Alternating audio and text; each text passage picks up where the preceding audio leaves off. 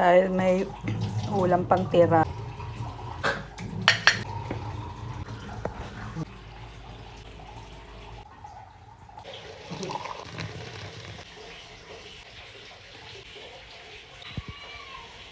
So, ayun na nga guys. Sabi ko dito, paano ba i-set up yung health sa phone? So, dahil sa wala pa nga akong timbangan, kaya hindi ko pala siya maseset up at madali lang pala yung set up. Ayun na nga, dahil kahapon lang ako umorder ng timbangan.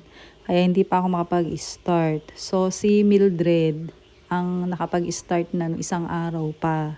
Kasi talagang sobrang bigat na talaga niyan. Kaya talagang nag-start na siya ng isang araw pa.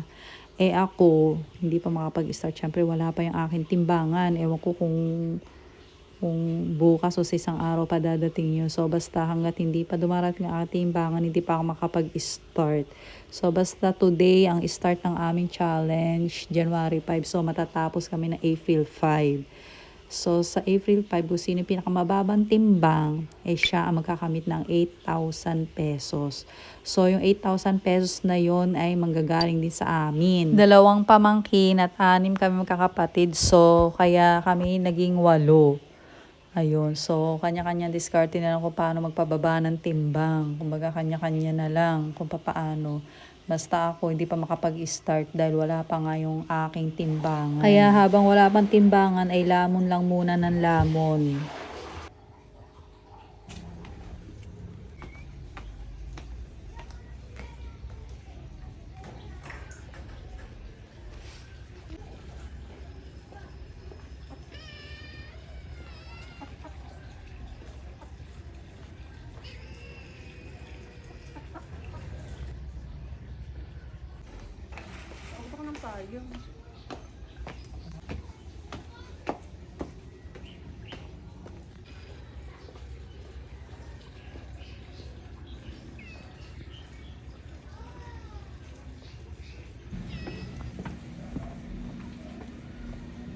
Ingat magdasal.